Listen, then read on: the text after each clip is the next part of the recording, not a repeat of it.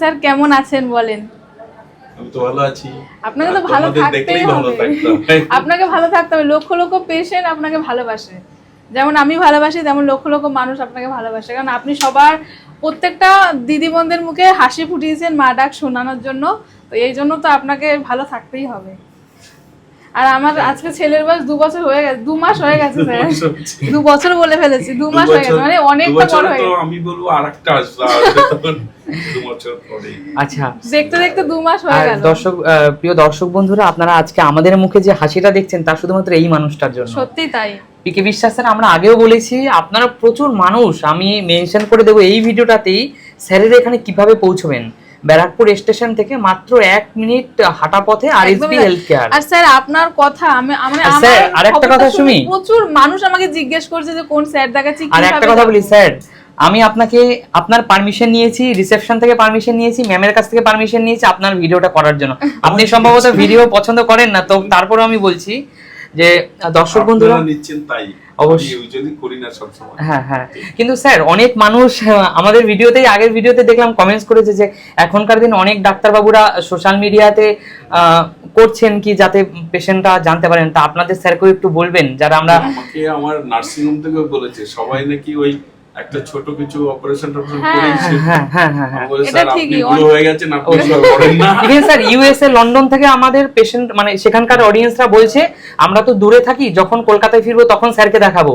তার আগে আমরা কিভাবে স্যারের যদি একটু টিপস পেতাম সোশ্যাল মিডিয়াতে, আপনাদের মাধ্যম থেকে একটু স্যারকে জানাবেন আমাদের কথা, যে স্যার যদি একটা সোশ্যাল মিডিয়াতে কিছু আপলোড করেন তাহলে অনেক মানুষ উপকৃত হবেন। আপনি যদি স্যার এটা একটু ভেবে দেখেন, আপনার মানে শুধুমাত্র পেশেন্টদের জন্য স্যার, একদম পেশেন্টদের জন্য, কারণ আপনার চিকিৎসা, আপনার এই সুন্দর ট্রিটমেন্ট সমস্ত মানুষের মধ্যে ছড়িয়ে পড়ুক স্যার।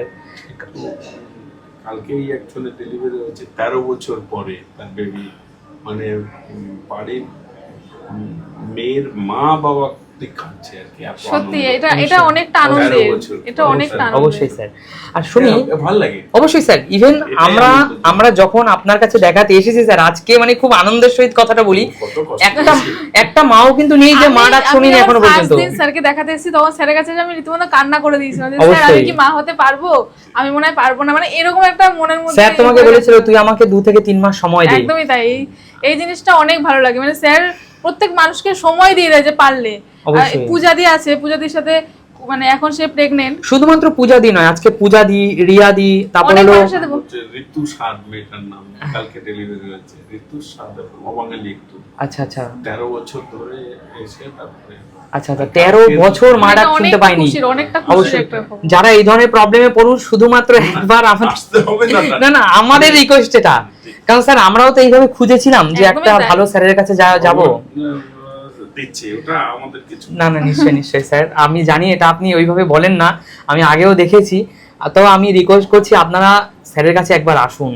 মানে যারা চাইছো যে মা হতে পারছো না, অনেক সমস্যার মধ্যে রয়েছো, এসে চেক আপ করে দেখতে পারো যে কেমন হয়। তাছাড়া কার কোথায় মুক্তি হবে সেটা কেউ জানে না, সব স্যারই ভালো, তার মধ্যে তো স্পেশালিটি তো কিছু থাকেই। একদম অবশ্যই। তো স্যার ভালো থাকবেন, প্রণাম স্যার। খুব ভালো থেকো। অবশ্যই স্যার, ভালো থাকবেন। মাস আমরা বলি কি 1.5 মাস থেকেই, মানে 6 সপ্তাহ পর থেকে মায়ের এক্সারসাইজ করা উচিত।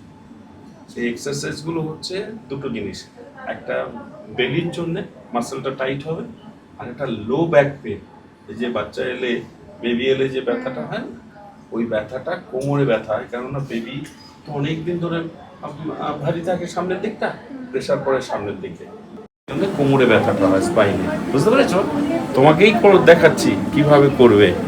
হাঁটু ভাঁজ করে দাও, একদম কাছে চলে এসো। দুটো জিনিস, একটা খালি পেটে করবে, একটা শক্ত বিছানা, এই দুটো মাস্ট। এবার কোমরটা তোমাকে আস্তে আস্তে তুলতে হবে। এইভাবে তুলে 1 to 10 কাউন্ট করবে, আর যদি ঘড়ি থাকে তাহলে ঘড়িতে 10 সেকেন্ড দেখলেও হবে, করে আবার নামিয়ে দেবে। এটা নাম্বার 1। এটা সকালে 15 বার, বিকালে 15 বার, ঠিক আছে? নাম্বার, আচ্ছা 10 বার। পা সোজা করো। এইবার হচ্ছে একটা একটা করে পা প্রথমে তোলো, সোজা করো, সোজা গুড। এইটা 1 to 10 কাউন্ট করবে, 1 to 10 কাউন্ট করবে। ওটা এবার সেকেন্ড, 2 নম্বর সেম জিনিস, 1 to 10 কাউন্ট করবে, আবার নামিয়ে দেবে, 2 নম্বর। 3 নম্বর হচ্ছে হাতটা একটু উঁচু করো, বিছানা থেকে। হ্যাঁ, বডিটা এবার সোজা করো একটুখানি, গুড, আরেকটুখানি, হ্যাঁ গুড গার্ল। এইভাবে একটু সামনে, বাচ্চারা যেরকম করে সেম জিনিস, 1 to 10 কাউন্ট করবে, আবার রেখে দেবে, ঠিক আছে? বা কষ্ট দিয়ে লাভ নেই।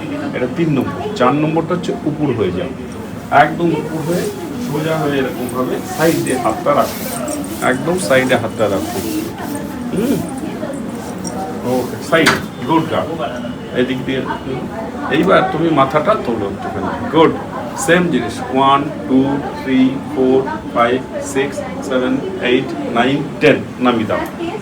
এইটা হচ্ছে তোমার 4 নম্বর। ওকে, এই অবধি। এখন 1 মাস পরে অন্য আরেকটা অ্যাড হবে।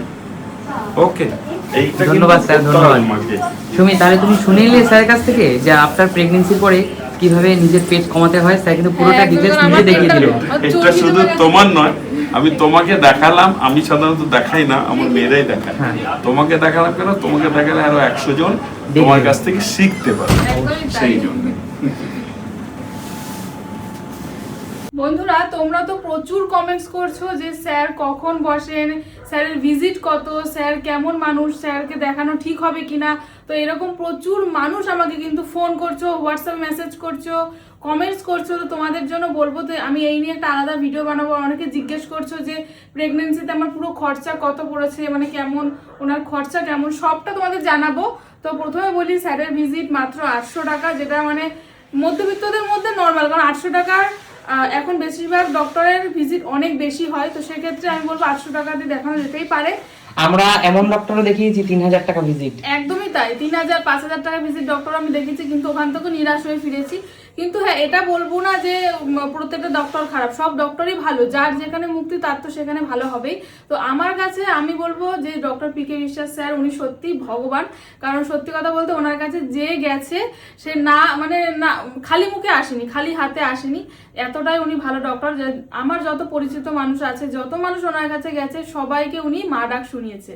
তো সেরকম আমাকেও উনি মা ডাক শুনিয়েছে, যেই জন্য আমার কাছে উনি ভগবান। হ্যাঁ, ডাক্তার খুব ভালো ডাক্তার। বন্ধুরা, তোমরা একবার গিয়ে দেখো, ডাক্তারবাবু এত ভালো, মনে হয় সত্যি ভগবান। ওনার ব্যবহার এত এত ভালো, সত্যি তাই। আর যে যাবে, যদি ঠাকুরের চায়, কেউ নিরাশ হয়ে আসবে না। এটা একদম সত্যি কথা। তোমরা গিয়ে দেখো, ডাক্তারবাবু যথেষ্ট ভালো। আমি অনেক তো ডক্টর দেখিয়েছি, তো সেই হিসেবে আমি বলবো যে একটা ডক্টরের কাছে গেলে সব থেকে তার ব্যবহারে তুমি কিন্তু খুশি হবে। একদম, মানে তার ব্যবহারে অর্ধেক রোগ কিন্তু ঠিক হয়ে যায়। সেই হিসেবে আমি বলবো যে এনার কাছে গিয়ে সত্যি আমার মনে হয়েছে। সুমি, আমি তোমাকে একটা কথা বলি, আমার সেই দিনটা আজও ভাসে, যেদিন প্রথম তুমি স্যারের কাছে ডক্টর দেখাতে গিয়েছিলা, তাই না? তোমার সেই দিনটা মনে আছে? যেদিন প্রথম স্যারের রুমে, আজকে এই যে স্যার তোমাকে এত ভালোবাসে, বা আজকে সবাই আমাদেরকে ওখানে চেনে জানে, যেহেতু তুমি ব্লগ বানাও সেই হিসেবে জানে, সবাই চেনে। না, ব্লগ বানানোটা তো পরে, তার আগে কিন্তু আমরা যে ব্লগ বানাই, এইটা কিন্তু সেই প্রেগন্যান্সির কয়েকদিন আগে সবাই জেনেছে, একদমই তার আগে কিন্তু কেউ জানতো না। কারণ ওখানে আমি ব্লগ হিসেবে যাইনি, কারণ ওখানে হিসেবে পার্সোনাল আমার ব্যক্তিগত একটা জিনিস নিয়ে আমি গেছিলাম, যাতে অনেক ডক্টর দেখিয়েছি, ফিরে আসছিলাম সেই হিসেবে। ইভেন স্যার কিন্তু তুমি যে ব্লগের সাথে যুক্ত, সেটা তোমার স্যার প্রেগন্যান্সির ঠিক কদিন আগে জেনেছে, বলো না?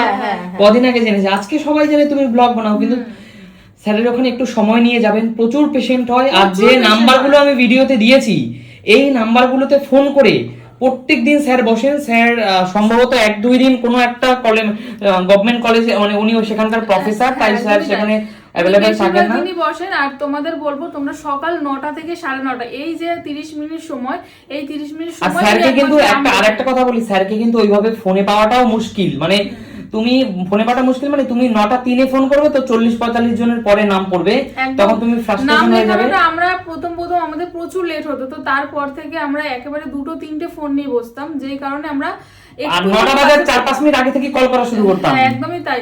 তো তোমাদের বলবো, ঠিক 9টা থেকে 9:30, 30 মিনিটের মধ্যে নাম লেখানো হয়। তো তারপরে কিন্তু নাম লেখানো হয় না, কারণ প্রচুর পেশেন্ট হয়ে যায়, তো নাম লেখালেও তোমরা দেখাতে পারবে না।